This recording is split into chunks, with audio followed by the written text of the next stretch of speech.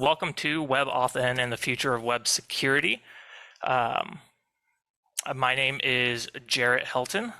So I live in the Lansing, Michigan area. I am a software engineer at Auth0. Auth0 is an identity management company. So we handle the identity access management and authorization and a lot of different security aspects we handle that as a service. So if you have a software and you need authentication and you don't want to store a lot of your customer data, Auth0 can handle that. I'm also a member of the WebAuthn adoption community group. I meet with those folks bi-weekly. Our lovely host, our lovely guest Matthew is also a member of that. I think he's actually the one that convinced me to go ahead and join that. And it's been great because I kind of get a firsthand look at the different struggles that WebAuthn is facing in terms of adoption. And that is a big reason why I decided to hold this presentation. Because adoption has been one of the struggles of WebAuthn. It seems like it's been a little hard to get the picture spread around to the engineers who may want to use it. So my day-to-day at Auth0 is focused on authentication, specifically non-password factors and the associated APIs that go around that in terms of Auth0's system. As a hobby, I like to do ethical hacking and cryptography CTFs. So hack the box, try hack me, crypto hack. I just like tinkering with that type of stuff in my free time.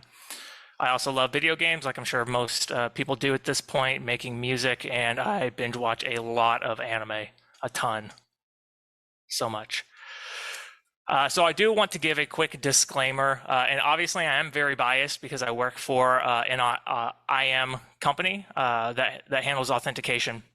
So take this however you'd like, but I would like to always say be careful whenever you are creating your own authentication and IAM services. It is a very complex and difficult thing, and it doesn't necessarily matter if you're using Auth0, if you're using Okta, Ping Identity, ForgeRock, like whatever you want to use.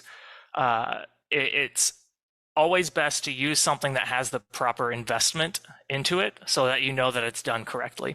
And most of the time with software, most companies like FinTech, all these other companies, all these other tech areas don't necessarily put as much emphasis into authentication and IAM services as they should. It's kind of like an afterthought. But if you are going to use your own authentication services, I highly recommend using WebAuthn to help secure those accounts. So what are we going to cover? We're going to take some what's and whys behind WebAuthn, what it is, why we use it. We're also going to take a practical look at how it works. So when I say practical, I mean I'm going to try not to get too deep into the weeds.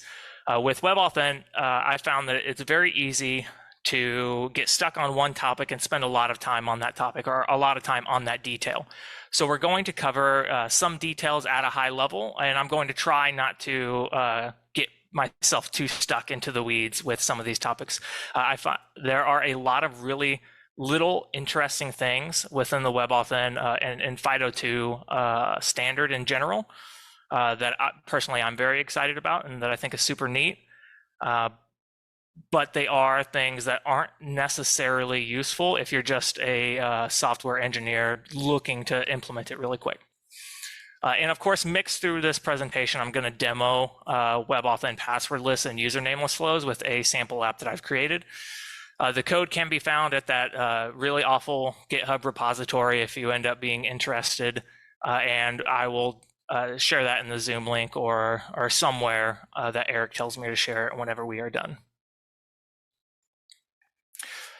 So why do we have WebAuthn? And the first thing to look at is passwords and how awful they are.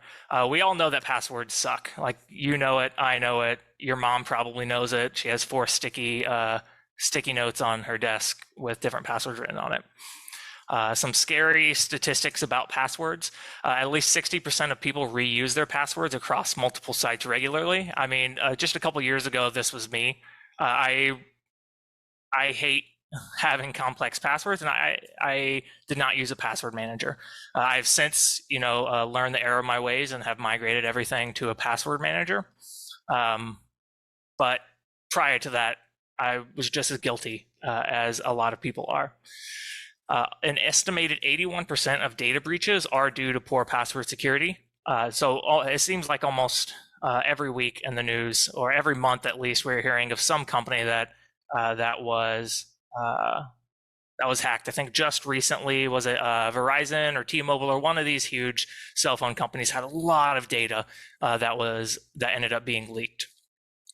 And 81% of that is most likely due to poor password security. Another crazy statistic is that 48% of workers use the same passwords in both their personal and work accounts. If you own a company, or if you are leadership at a company, like, that statistic alone should really scare you, because that puts you and your proprietary workings at risk. I do have a reference with references, so I did not link every single reference, but that particular article does have references for each of the different statistics that it provides. So for the longest time, companies have been trying to solve this problem. And how do we fix it? And we have some pretty decent solutions. We have multi-factor authentication to help strengthen up your accounts. We have password managers, but both of those things add a lot of friction. While I am on a team that focuses on multi-factor authentication, like non-password factors that are mostly used as a second factor, I still hate doing MFA. Like, it's pretty inconvenient, especially if you have text message OTPs through text messages. My cell phone service is rarely good enough to get those in a timely manner. So they just add a lot of friction. So this led to a different type of innovations, and specifically we're going to look at FIDO. FIDO was originally founded because PayPal wanted something other than passwords. They, in like 2009 or something, some year around there, they started working with a company called Validity Sensors to start seeing how they can replace passwords with biometrics. And that over time evolved into this FIDO organization that now has over 260 companies, including large companies like Yubico, Microsoft, Google. They're all leading contributors on FIDO, and specifically WebAuthn. And that's also one of the reasons why there's a good chance that it's here to stay, is because of the vast and large support that it has across big tech. So WebAuthn can be the answer to these bad passwords. But more specifically, what is WebAuthn? So WebAuthn is a web-based specification that for support of FIDO-based authentication. So it's a web standard that was officially christened in March of 2019. So it is relatively new. At its core, it's a JavaScript API that allows your websites or web software, whatever you'd like to call it, it allows it to communicate with hardware-based authenticators to establish identity. There is also a hardware counterpart of this standard, and that's called CTAP. And I mostly focus on CTAP 2. There is a other CTAP, so you kind of have to derive from context which one's actually being talked about.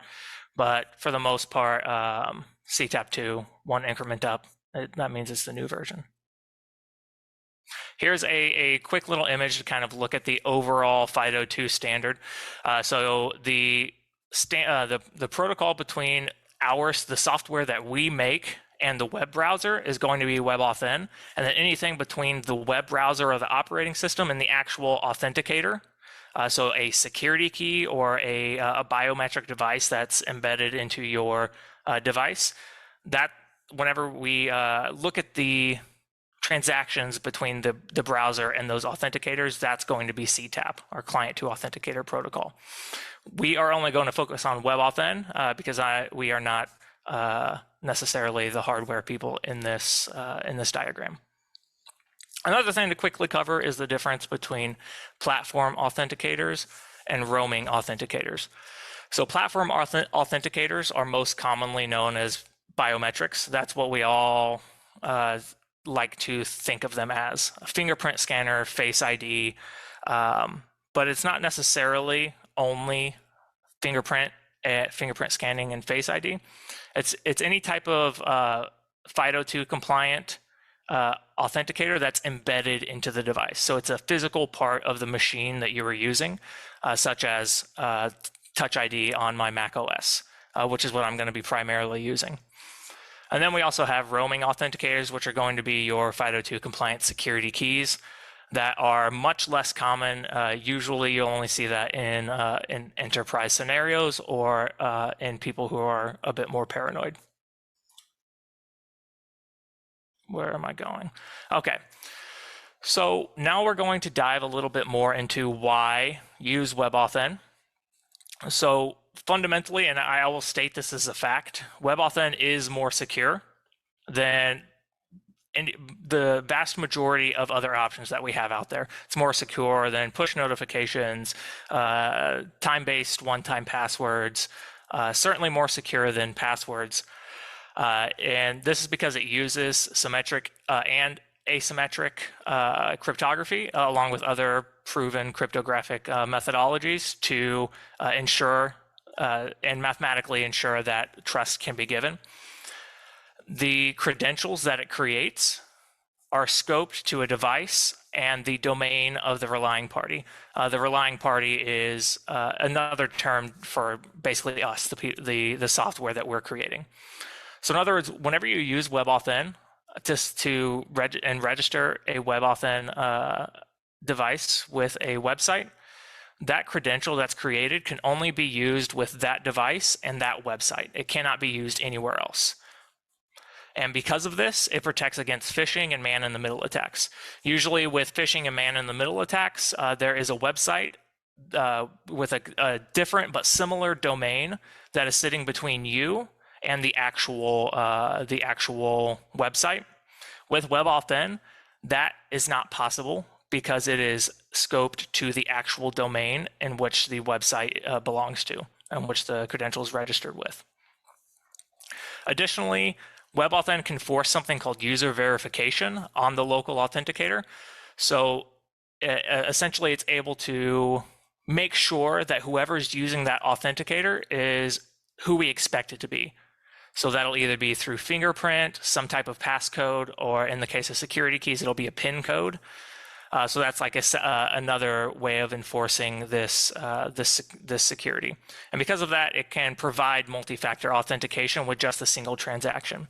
If you only use WebAuthn to log into a website, there's a good chance that you covered the what you have factor and either the what you are or what you know factor.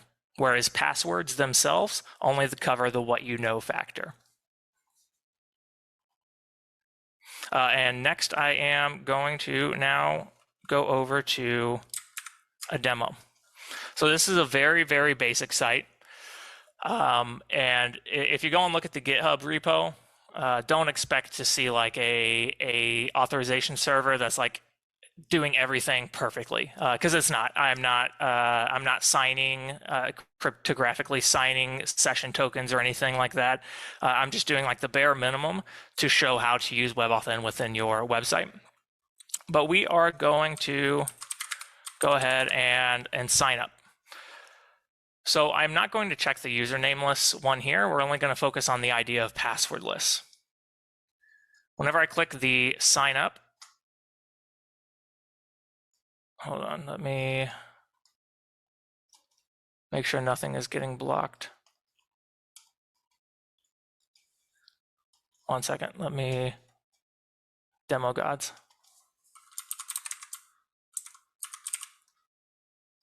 Whenever I click sign up, my server is going to request that this user register with a WebAuthn security key. In this instance, I'm going to use my device, which is Touch ID.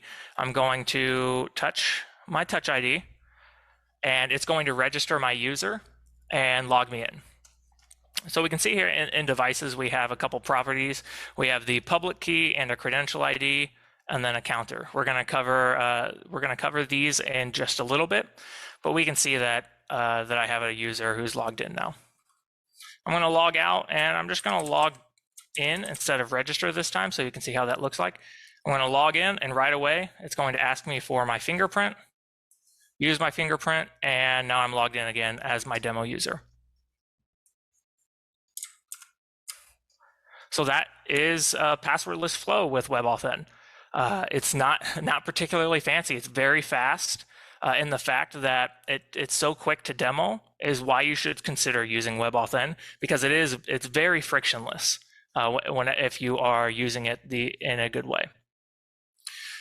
But this is a meetup where we're trying to learn some things, so we're going to look at what actually happens whenever we register with WebAuthn. So this is more or less a fun diagram that I've taken from the interwebs, and I think it's actually in the WebAuthn specification that this is shown.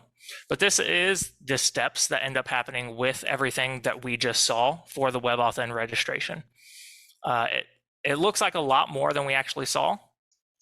So let's go through these one by one. So we're going to start with step 1, which is step 0 and step 1 technically. And Alexa is talking to me for some reason. Before we really dive into that, we're going to look at some of the front-end JavaScript. So this is the JavaScript that lives on that HTML page itself. So if we go back 1 second, if we go back over here, I'm going to click log out, and this is just the JavaScript that is attaching event listeners onto the sign up and login button. So basically we're saying whenever we press the authenticate button, which is the login button, excuse my naming, we are going to call an authenticate WebAuthn method. And whenever we click the register button, we're going to call a register WebAuthn method.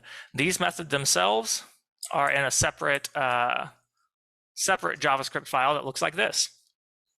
And this is the actual file that we're going to look at in terms of front end. So with register specifically, the first thing that we have to do is make a request to our server to create registration options. You'll see here that we have some verbiage like assertion and attestation. You will see those two words a lot. Attestation means registration. Assertion means authentication or login. So that it's just a little term differences that exist in the protocol. But I think in general, in terms of adoption, we're trying to move towards, instead of calling it attestation, call it registration. Instead of calling it assertion, call it authentication. I just did a bad job of naming my endpoints here. So what we are doing is doing a post request to our server. We're saying, hey, I want some registration options. I want to generate attestation options, and specifically for my user. Because we did not check the allow user nameless box, that little require resident key variable is going to be false. And we will look at that later on. So what happens on the back end? This is the endpoint for that generate attestation options. It's just a vanilla express endpoint. So what we're doing, we are of course grabbing the data from the request body since it was a post request. We can ignore that if statement on line 6. And next we create our user. So this is our actual user object. The next thing we do is generate these registration options. This method that we're calling generate registration options is coming straight out of the simple WebAuthn JavaScript library, which takes away like all the pain of using WebAuthn. Without the simple WebAuthn library in this, we would have a lot more code to cover because it handles decoding and just an insane amount of different things that aren't necessarily pretty for us as developers to have to write. Well, let's take a look at some of the options that we throw in there. So the first two are pertaining to the RP.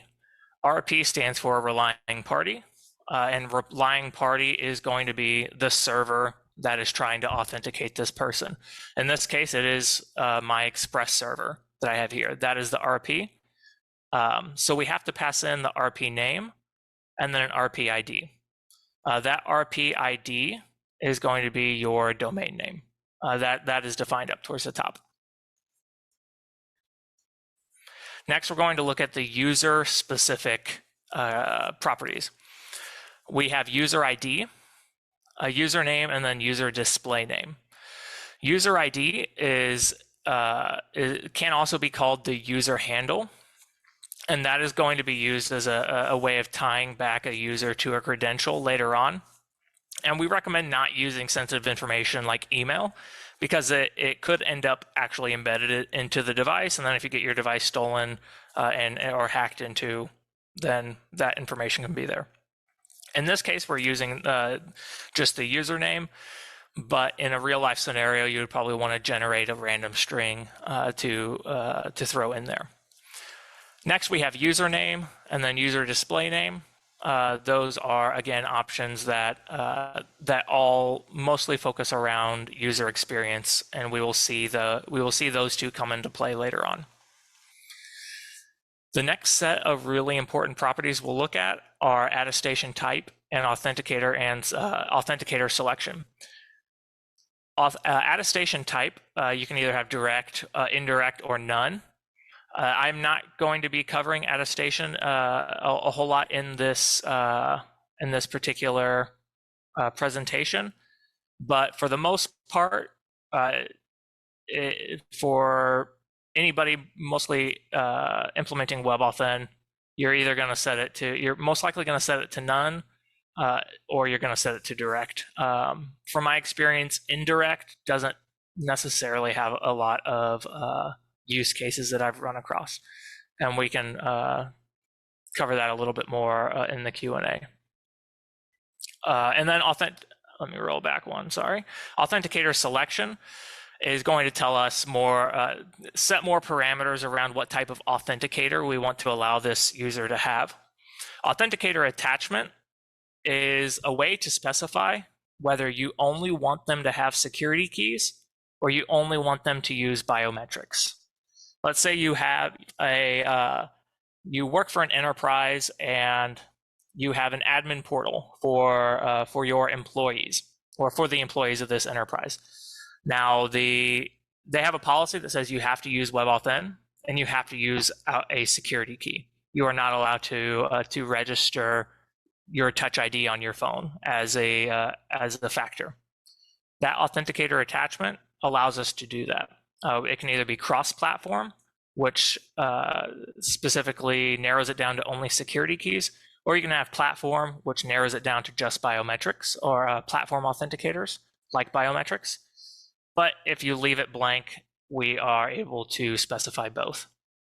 So in my case with this web app, I don't care whether you use a security key or a biometric, so we just don't specify that property. Next is user verification. This can either be required, discouraged, or preferred. Required means that we should enforce that user verification happened on that authenticator. Preferred means if available, we would like it to happen. Like if their security key has a PIN code registered, we want them to use it. But if they don't, it's fine if they don't use it. And then discouraged means like we don't care if they enter in their PIN code. Just send it, like them using their security key is enough. And then resident key is something we're going to touch on in a little bit later. The last step that we have on our server is to generate a challenge and then put our new user into our database and then set a cookie so that we can keep track of the session. The challenge is going to be a very important part later on. So now we're going to look at step 2, which is going to be the interaction between the browser and the authenticator. Back to the front-end JavaScript, we are going to call a start registration method, which comes from simple WebAuthn. And we're going to just directly give it the response that we got from our server. That endpoint that I just showed you is going to create the exact options that we need to send back into this start registration method that simple WebAuthn provides. And that method right there is going to handle, is all you need to call to do everything WebAuthn registration related in terms of the authenticator. So whenever we call that method, it's going to start the interaction between the browser and the authenticator. We're going to follow the prompts that the browser gives us to use our security key or our biometrics. And then we are going to get that back into our server or get that back into our JavaScript. So I just like yada-yada'd over 3 very important steps. And that is because we don't really do much there. That is all going to be handled in CTAP or the browser and authenticator relations. So that's not necessarily anything we have to worry about. But what we do have to worry about is to take that response from the authenticator and send that back to our server for verification. And you can see that here with our post back to verify attestation, which is this last step here, step 6, server validation. So we'll start this method off with extracting the data from the body. We're going to go fetch our user based on the cookies that we have set, which will also give us the challenge that we are expecting. We saved all of that in the database in our last server method. But let's take a little bit of a deeper look at this registration credential JSON, what's returned in that body. And it more or less looks like this. It means nothing to us as humans. Luckily, again, another props to simple WebAuthn, it's able to take all of this encoded data and turn it into something that's useful. It completely abstracted that away from us and handles it internally within the library. And if we look at attestation object right there in the response, that really ugly string, this is what it ends up being broken down to. I will start off by saying I am very glad we, us pleb software engineers, don't have to worry about this like deconstructing that attestation object from the bits that we get back from the authenticator, because this is complex. This is hard for me to look at, and I have loads of experience with WebAuthn at this point. Some quick details to point out. Within that attestation object, we'll be given flags, just some bits that are set to specify if user verification was performed and if user presence was verified, meaning that the confidence level that a user was actually there and allowed to use that authenticator. Again, simple WebAuthn abstracts out parsing that. Next, we'll look at the attested credential data. This is what is going to give us, 1 second, I turned on Siri. I didn't get that. Could you try again? All right, so we have this credential ID here and the credential public key. That ends up being very important for us. It does end up being returned by simple WebAuthn, but we save the credential ID and the public key within our databases. So this is more or less what we end up using to establish trust later on through the rest of our demonstration. Second is the attestation statement, which brings us to WebAuthn attestation, and I'm not going to talk about that right now because it's a whole different ball game to dive into. The too long didn't read is that through attestation, a relying party can basically double check that you're using a specific model of a device that they are expecting. Like if your company issues out some type of YubiKey device, we can get the attestation data, which is some embedded private key somewhere that is specific to a model and shared across the different manufactured models.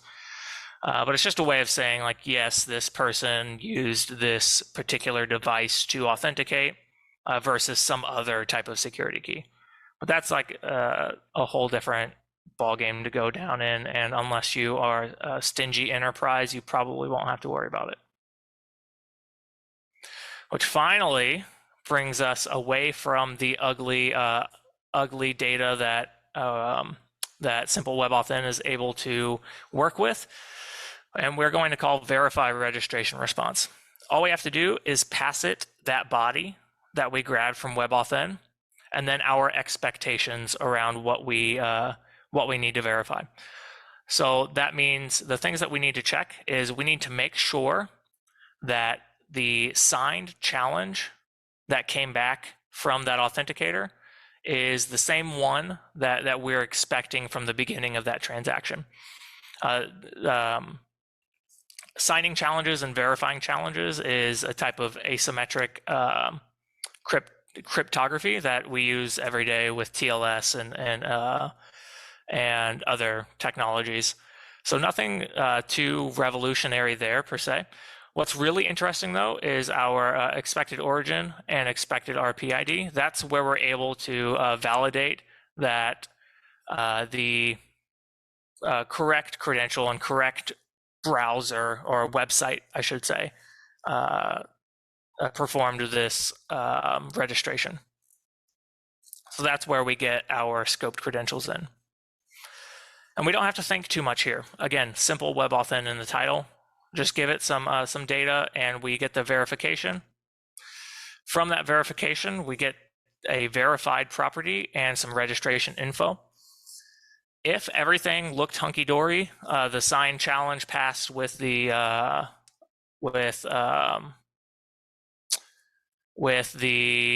public key that we received, we can go in and save this data. We can pull out the stuff that we care about, which in our case is the public key, the credential ID, and the counter. We're then going to save that in the database.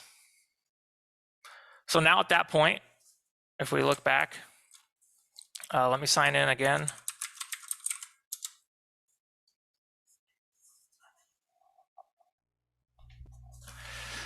After we register, this is what our database looks like. So again, we have that credential public key that we saved, which is just a buffer data, and then the credential ID, and then a counter. The counter is used to prevent replay attacks. I won't dive too deep into that. Next, we're going to look at authentication, and it looks very similar to registration. So I am going to try not to spend too much time diving into that. So the first thing we have to do is request our authentication options or assertion options, and that looks the same. We're just sending it off to the server. We are getting the username, and then we are fetching our user based on that username, and then creating a property called allow credentials. Allow credentials is basically our way of saying here are the authenticators that this user has used for us. And I'll hopefully be able to explain this well whenever we get to residential keys, but we shall see. So once we generate this options and we tell the browser which credentials this user has registered with us, we'll create a challenge and add a cookie and return the response. And again, we go back to the front end and call this start authentication method, again from simple WebAuthn, and we just pass the options straight into it. We don't have to do anything else. And like before, we get to yada yada over all of the browser and authenticator based details, and we take that response that we're given from the WebAuthn ceremony and sending it straight back to our server for server validation. Again, we have another really ugly response given to us from WebAuthn that's completely abstracted with simple WebAuthn. We have the flags, we have the counter, and we have all of our signature and everything like that. So what we're not doing anything particularly great here. We're basically just searching our database for the credential that matches the one that the user used. And then we are going to verify that authentication response. So again, we're going to verify that the signed challenge is matching with the public key that we have for this credential in our database, and that the origin and everything else is still looking good. Once that's verified, we need to update our counter again to prevent replay attacks, and then we're going to return verified, and then our user's logged in. So next we're going to look at usernameless, which hopefully will help blow some people's minds.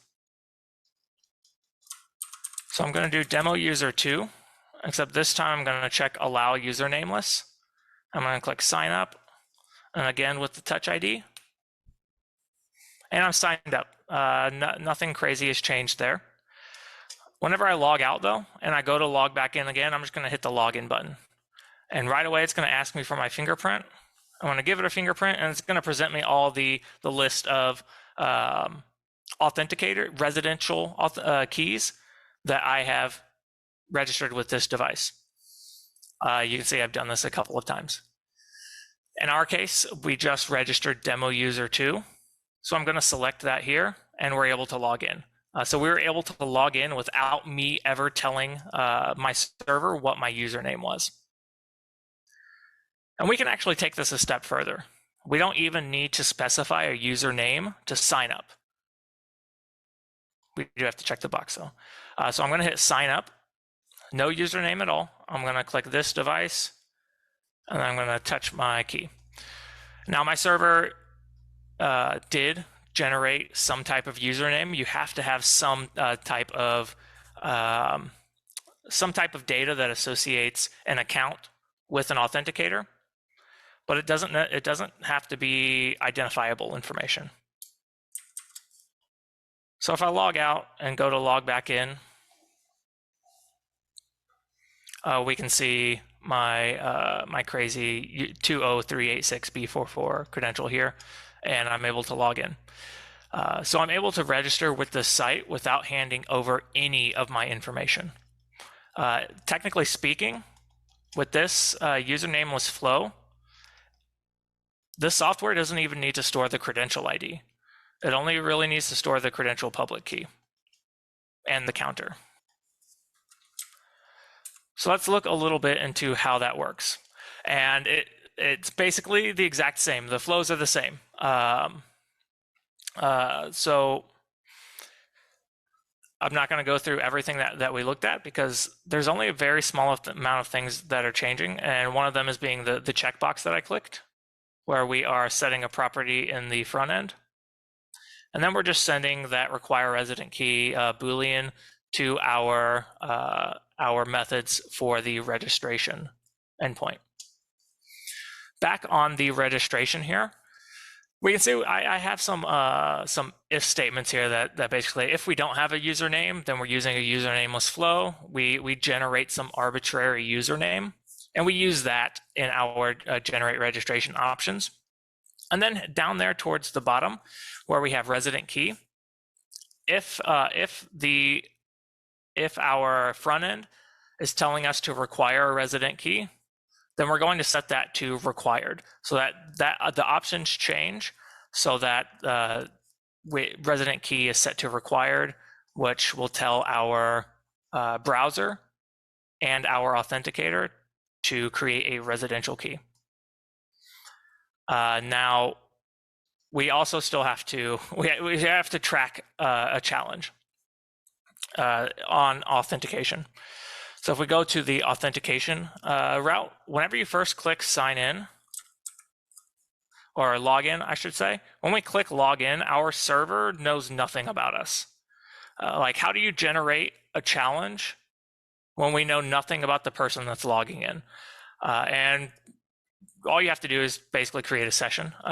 So if you generate a challenge for an anonymous user at this point, you have to make sure that you have some sort of storage on your backend and a session on your front end. In our case, we have a cookie, So that cookie is keeping track of the session, and we save that temporary challenge in our database so that we don't lose it between transactions.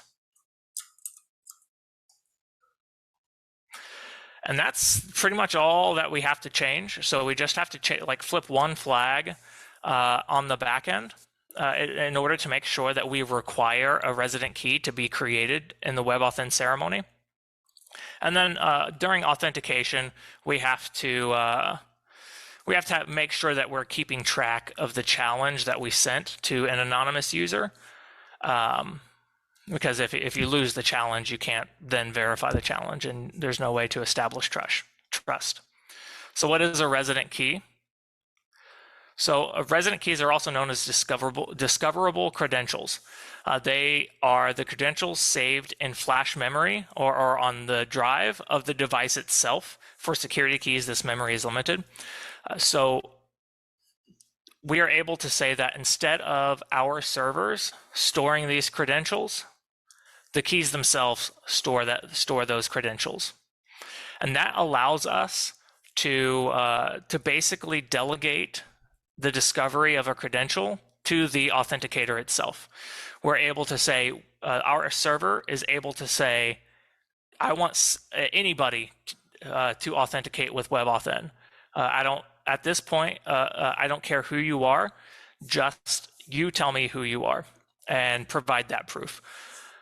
And so we do that, we generate the options, and then the browser is going to take those options and see that for this website, we have the server did not specify allow credentials. If you do not specify allow credentials, that's telling the browser and the WebAuthn that it needs to try and discover credentials to use for this website. So then using CTAP protocol, it says, hey, security key, what type of credentials do you have for this relying party? And that's where we get that list of authenticators that is presented to us. The browser is saying, hey, security key, what credentials do you have for this user that's registered for this website? And the user is able to pick that themselves. Once the user picks that, everything is sent over to the server in the normal way. We're able to say within that response, we're able to pull a user handle, which is just the user ID, out of that response and look up the user and then authenticate the user as such. So that is a lot of information. WebAuthn, while getting better about how difficult it is to use, there are a lot of really great libraries that make it good. So real quick, some thank yous are in order. So I use Yubico, Duo, W3C. I use resources from those vendors and those companies all the time in terms of learning. This demo also uses Simple WebAuthn, which is created from the brilliant brain of Matthew Miller. And it takes away all of the pain of using WebAuthn. Sure, learning what WebAuthn isn't always the easiest thing to do because it is very complex. It uses relatively advanced methodologies to securely establish trust between a user and a relying party. But it's great, and if you implement it well, you are able to provide a really good user experience that is also cryptographically secure. So one thing that I do want to say is that there are a lot of good resources out there that are better than anything that I could provide. So there, a couple of quick shout outs here would be Yuri Ackerman, who has some of the coolest Medium articles about WebAuthn and WebAuthn attestation. It's a little hard to get into if you aren't familiar with WebAuthn in general, but they are an incredible thing to go and read once you start to get more into the weeds of WebAuthn. There is also a nice long presentation performed by Nick Steele while he was at Duo that acts as like an introduction to WebAuthn, and he's able to go a little bit more into the weeds of each specific detail better than I am able to. And of course, conclusions are awkward, so I'm just gonna go ahead and move over to Q&A. All right. Had one question dropped in the chat while you were speaking. I wanted to make sure that we touch on this one. This is from Dimitri. And the question is, can web authentication ever approach the zero trust model, or does that not apply for web authentication? That is a good question, and I don't think I can provide like a really, really good answer right now. Matt, do you have anything to say about WebAuthn and zero trust? Sure. Yeah, web authentication, like zero trust is all about, I'm a little hazy on what zero trust really is. And, maybe it's a C-level terminology that nobody really knows what zero trust is. But in my mind, zero trust is the idea that you don't, it's like a BYOD kind of policy, opens up your organization to devices that have not been vetted by an internal IT department. And so in that environment, you have to assume that any piece of hardware is essentially owned, could be owned by an attacker. And so in that zero trust model where you're trying to approve, you're trying to establish trust between the two of them, it comes down to how the best way WebAuthn would enable that is establishing users' identification in some way before bootstrapping a simpler user experience via WebAuthn. And what I mean by that is there are essentially two different ways to implement web authentication. The first most common one is MFA. So in place of an OTP or like a texted like an SMS with a one-time code that you put in, those kinds of things, you can use WebAuthn to make somebody log in. They have to provide a username and password, so you have some kind of reliability that it's them, and then allow them to use WebAuthn to perform a second factor authentication. And at that point, you have a strong degree of trust that the user is who they say they are, and they're on, if they're coming in from a device that you may not necessarily trust, if the user can trust them, you can choose to then trust that device. So I think zero trust model via web authentication really comes down to, how do you authenticate the user sufficiently so that you're happy that they're coming in on a machine that you can then trust. I hope that gets close to an answer to your question. Yeah, it's also kind of difficult because WebAuthn is, of course, we're asserting that it's coming from a domain that we trust, and then we're also asserting that it was signed by a private key. The challenge was signed by a private key that we're expecting, but there's not necessarily anything in our server that is able to like perfectly say like, yes, this came from a security key. There are even browser extensions that allow you to virtualize WebAuthn security keys, and so that you're able to mock that out. So I of course can't say yes to that because I think zero trust is a really difficult thing to try and establish from the get-go. It's hard to trust, in a general sense, it's hard to trust anything that is coming from a browser. And there's one more thing I will add is that there is an element of device veracity or provenance that can be proved via the information you get back from an authenticator. So case in point, for example, on Apple. Apple's a great example. When you do Face ID, you get a response back. And in all of these, in a majority of the responses, you have a certificate chain that you can validate. And if the root certificates are obviously published and out there because the hardware manufacturers want you to be able to verify the authenticity of the device. And so the way to do that is you take the leaf cert and all the intermediate certs, you tack on a roof cert, and you try to validate the chain. And if you do that, you have a high degree of certainty that the device is a legitimate piece of hardware as opposed to something virtualized.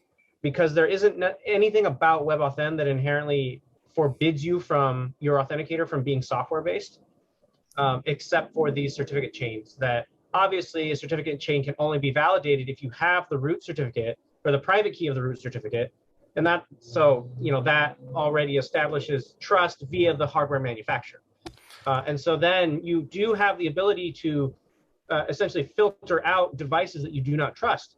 If a device has a certificate chain that you cannot validate, perhaps you say, no, user, you cannot use this device further for login. Or you say, maybe I only want to support a certain type of device. You do have some options. There's some wiggle room for, as a server administrator, to impose those kind of limitations to help you kind of achieve the zero trust model that you're aiming for.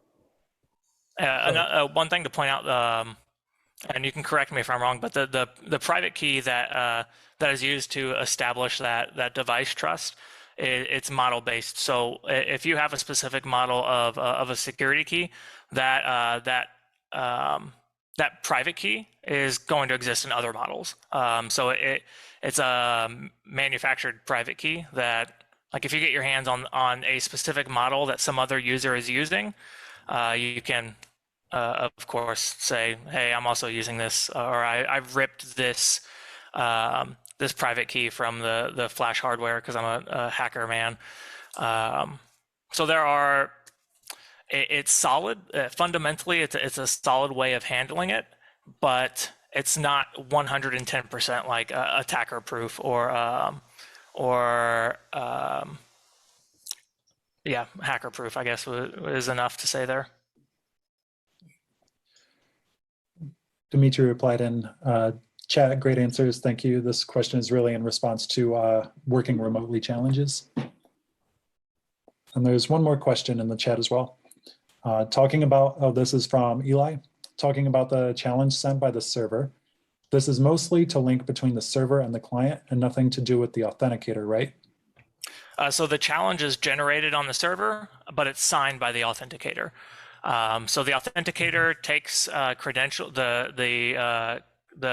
the private key material that it created for a specific credential, signs the challenge, and then returns that so that we're able to validate it with the public key.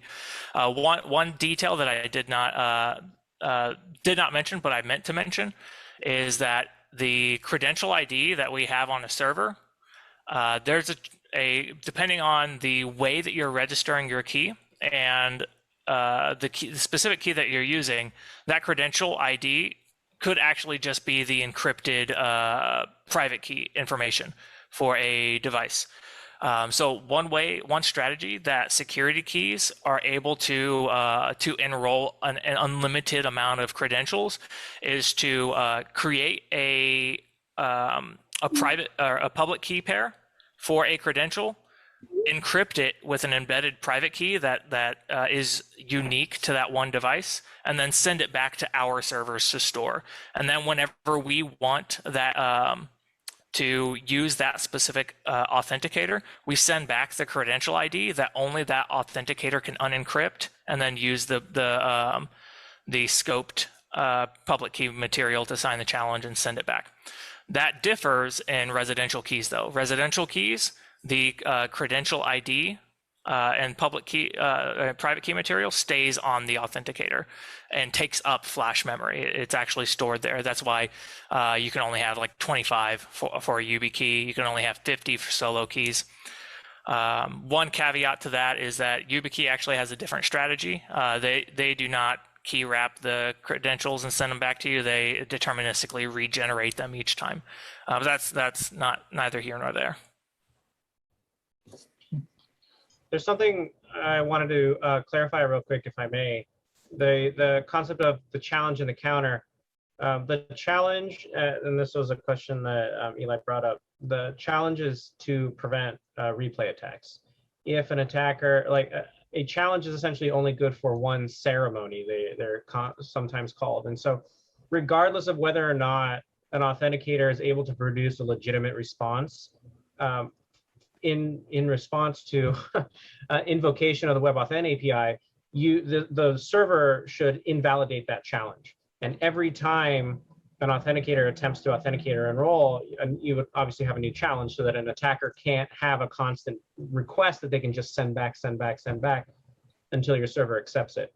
Now, there's also the concept of a counter that came up. And I used to think for a long time that it was part of preventing replay attacks. But what I came to learn is that maintaining a counter on the back end in the database, tracking the number of times an authenticator is used, is important for preventing cloned authenticators from being used as an attack vector into your server. So if you have a user has an authenticator that says it's been used 10 times and internally, and it tells you that it's been used 10 times, you store that it's been used 10 times. User comes back with their legitimate authenticator. They've been attacked at some point in time, and a copy of their authenticator has been made, and the attacker has that. And the copied authenticator also has an internal counter of 10.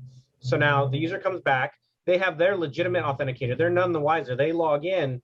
Now the authenticator increments its internal counter. The server checks that 11 is greater than 10, stores 11 for that credential ID, and the legitimate user goes about their day. Now the attacker has the authenticator, and the attacker has no idea that the user has used their authenticator one more time. So their cloned authenticator still has the counter 10 in it.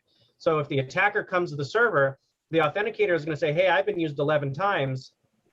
And the server is going to see, now, wait a minute, an authenticator that can produce this credential ID last told me that it was used 11 times. And this one is telling me that it's been used 11 times. Something is up there. This is not legitimate. It's going to reject it. And you've successfully protected yourself from an attack by an adversary. So those are nuances of WebAuthn that can kind of get lost in the complexity of all of this. How you properly use WebAuthn is still an ongoing question. Basically, all the big companies out there are, Microsoft is well ahead of the curve because they've had it for a while. Okta is making some great strides in there. I know over at Duo, we're using WebAuthn pretty extensively and kind of finding the best user experience, because it is like everything that Jarrett just showed you tonight is it is just implementing the API itself. But what that fails to capture is everything else that you have to then stand up around it. Libraries like Simple WebAuthn abstract away the difficulties of working with the API, but that's like table stakes. That's just getting started. It allows you to forget about how you're actually interacting with the API and then get to the more important questions like, how do I present this to my users? How do I brand it, so to speak? You know, people think about platform authenticators as Windows Hello or Touch ID. And if you show a user platform authenticator to log in, they're not going to know what the heck to do. Like, that doesn't mean anything to them. You have to show them use Windows Hello to sign in or use Touch ID to sign in. And those are the challenges that these libraries like mine, and there are several out there in all kinds of languages, those libraries help you get past that initial hurdle to get to those more interesting challenges. Let me ask a quick question. Come back to that counter rejection. Say it was the other way around, an attacker used it, which incremented the counter. Would it invalidate the tokens for both sides so that you would know, okay, my token's been invalidated, something's wrong, I need to correct the system? I would think that if I would hope it would, but yeah, that was just kind of a so that because of the fact, and this kind of like ties back into the idea of, is it possible to establish zero trust?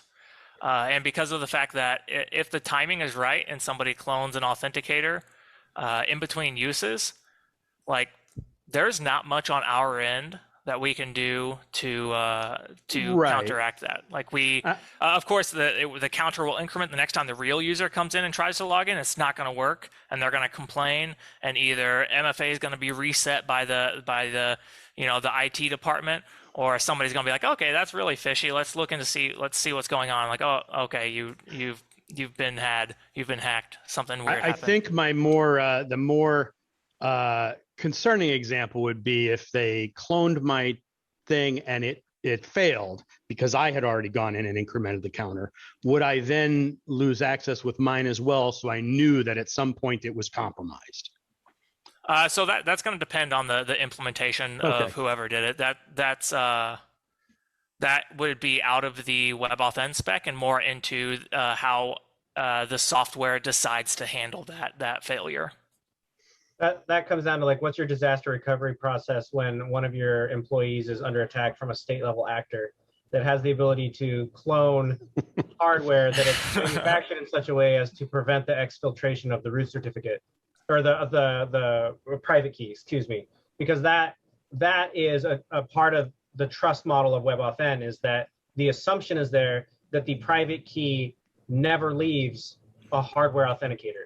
Right. And so in your cloning scenario, I don't know that many people have given it a lot of thought, because I think if somebody does successfully clone your authenticator at the hardware level, like you have a lot of other problems than can you log into this website. Yeah, they've either like deeply infiltrated the devices that you're in, or they have physical access to your devices, which is one of the reasons why WebAuthn is more secure than SMS. Because SMS, like, it's not encrypted, it's wide open. Like, people, it's not hard to snoop on that traffic. But in order to have a successful attack on WebAuthn, there is going to be there's a huge curve, difficulty curve in terms of being able to do that. It's not impossible, of course, but it's highly unlikely in terms of probability. Right. Thanks. And it looks like Kevin had also asked a similar question on chat. Let's see, and there's another question here. How browser request connects to machine hardware to get the token? Do hardware provide any API in local machines? And my understanding is JavaScript has limited access to machine hardware. You're right, it does. So the JavaScript itself is just an API that's sitting in the browsers. It's a web API implementation, so it's existing like in the actual browser itself. The browser, the software of the browser, is what is reaching out to the operating system. Lower level code. It's reaching out to the operating system, which is able to use different like hardware communication protocols to the security key. So it's like we call JavaScript. JavaScript delegates that to the browser source, and then the browser kind of like works with the operating system at that point. And just to extend on that real quick, WebAuthn is an API that is comprised of multiple APIs. As Jarrett mentioned earlier on, the API that the browser uses to talk to the hardware authenticators is called the CTAP, the Client to Authenticator Protocol, of which the FIDO Alliance is the governing body of that API. WebAuthn, there's also FIDO2, which is, I think that's how the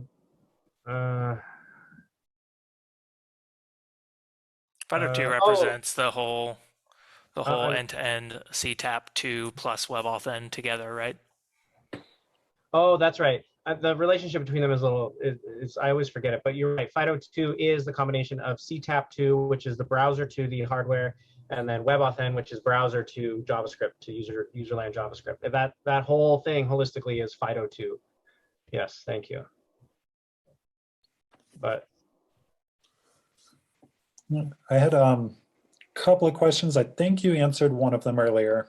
I was curious about automating logins using WebAuthn. It sounds like there's a way to virtualize authenticators.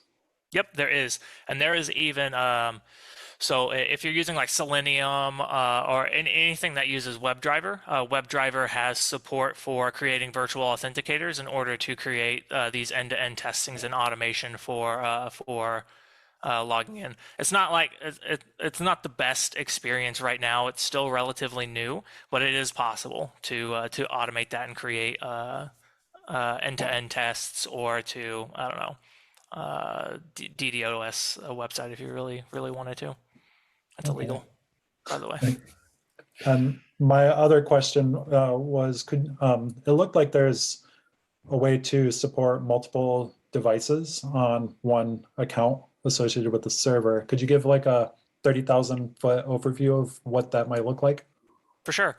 So it kind of depends on how you want to handle it. So, and for passwordless, where we aren't delegating credential discovery to the hardware, as long as the software like allows you to keep registering keys associated with your account, you can use this, register a security key, register a biometric on your Mac, register a biometric on the Android, and then whenever we make a request for you to use WebAuthn, we will just include like all of your credentials in the allow credentials property that we looked at in the server, and that's saying like you have all of these credentials registered. We don't know which ones of those you're using, but they're the ones that we will allow. One credential could be for the security key, one for your Mac, one for your Android. As long as you use one of those that we specified, you're good to go.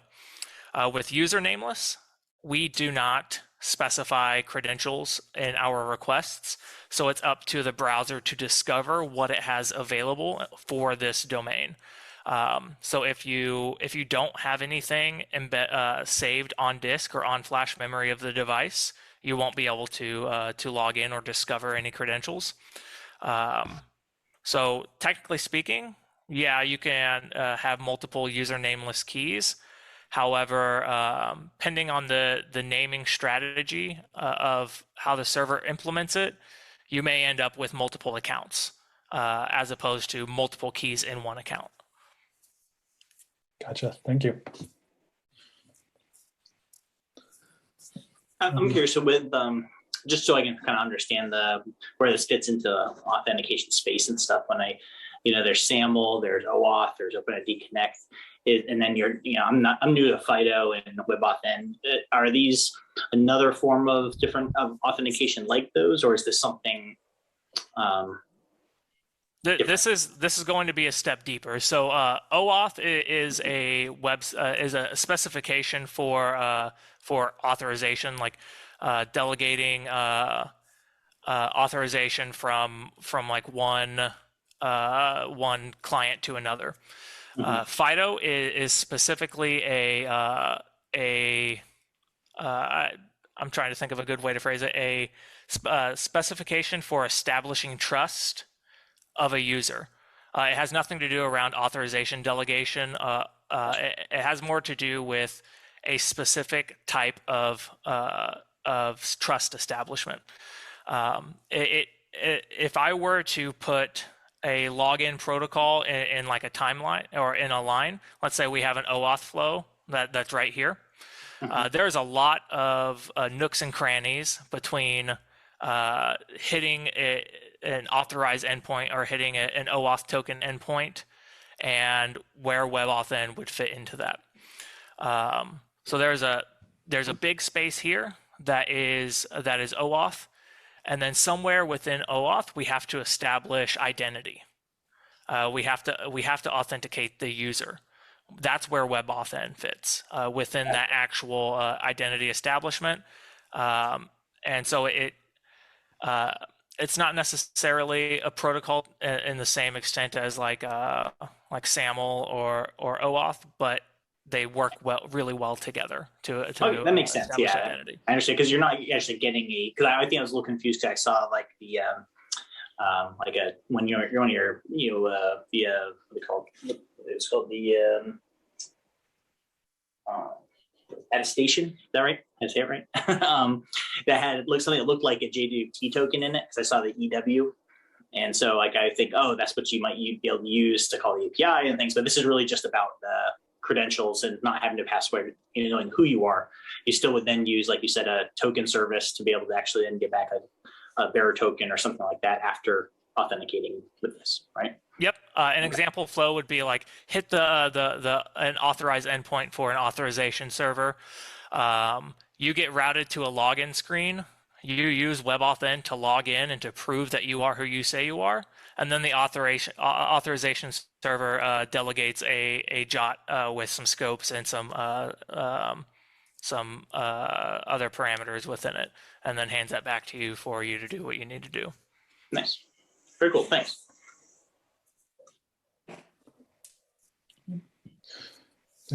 Unless I missed one, there don't appear to be any other questions in the chat. Anyone else in the room have questions? Yeah, I have one question. How fast vendors are going with this FIDO hardware developments? I see only Apple has touch screens or Face ID. Any other vendors going? Windows has Windows Hello, which is Face ID.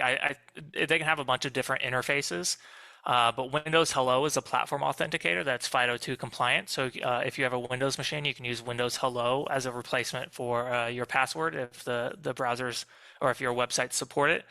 The majority of iOS and Android devices support fingerprints. So you can use fingerprint biometrics as a platform authenticator.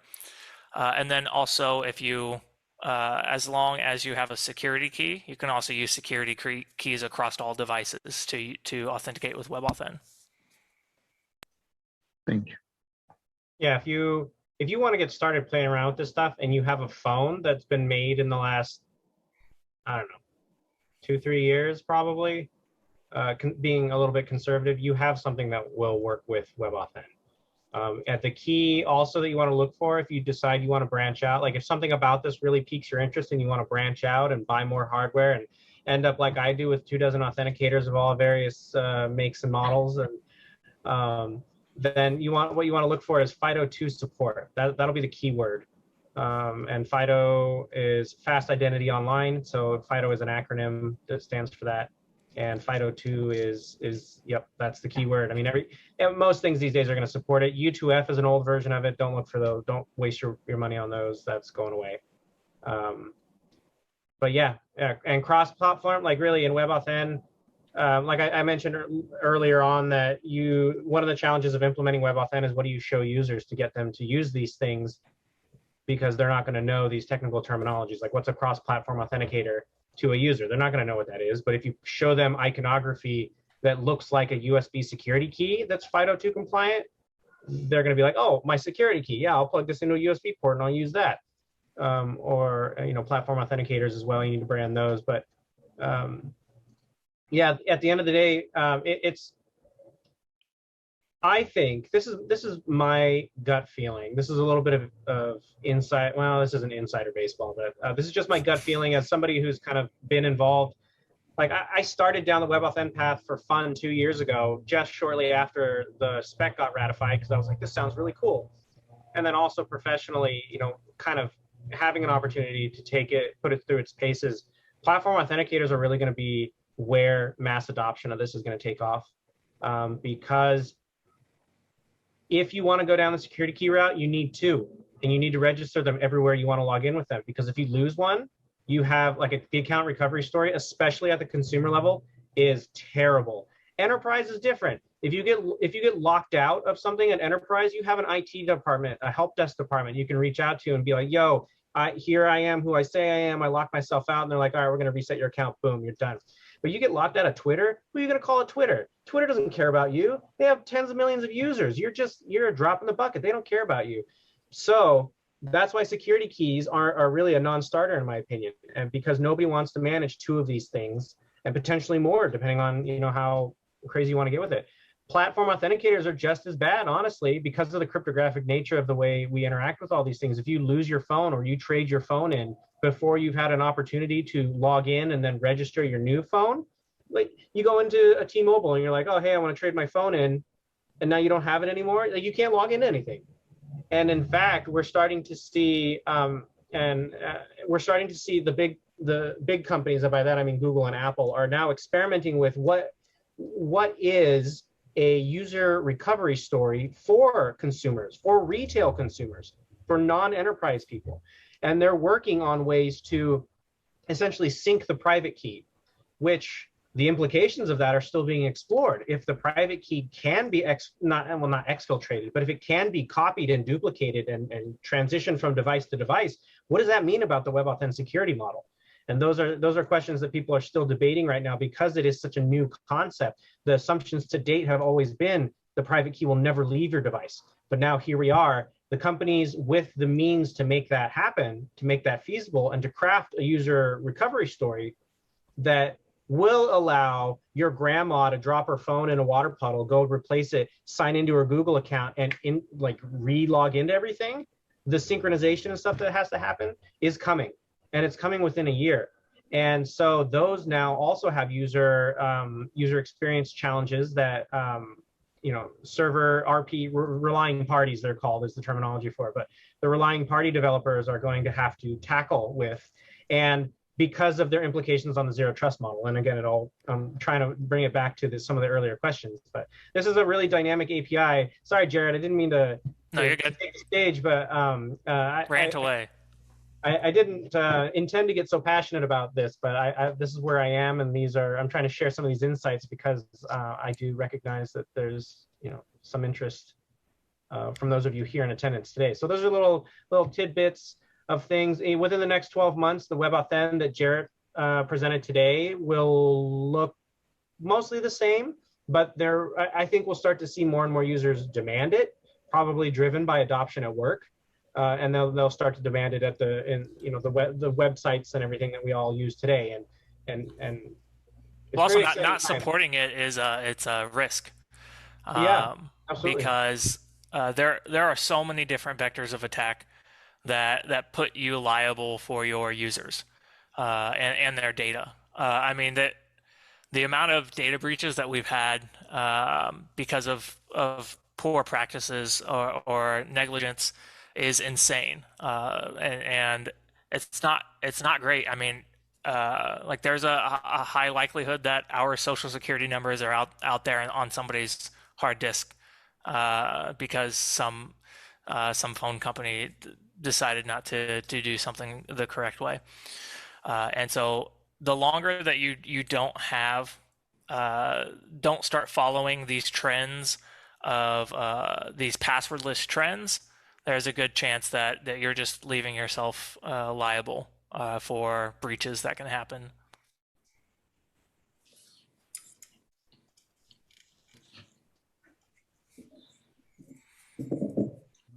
Might be a good place to really wrap up.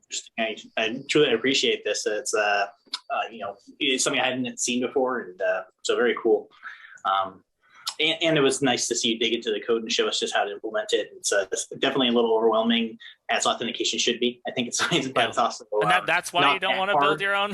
Don't want to build your own authentication services because it's not. You did a good job of trying to make it digestible and trying to understand. So I really appreciate that. I think you did a great job. I do highly recommend going through Eric, are you able to post that GitHub link somewhere where everybody could have access to it? Yep, I made sure to drop those in the chat once everyone had signed in. So if everyone scrolls up to the top of the chat, you should be able to get the GitHub link, the demo link, and then the presentation link. I highly recommend digging into that and looking at how it's actually working. I have a little bit of instructions there. Run it, play around with it, debug through it if you so please. Like I said, it's not following best practices in terms of how to properly create a session and to sign a cookie and validate the cookie upon every request. So if you decide to implement WebAuthn using this as an example, make sure you are only paying attention to the WebAuthn parts. Otherwise, you need to make sure that you are following proper practices, best practices in terms of signing your tokens and validating everything.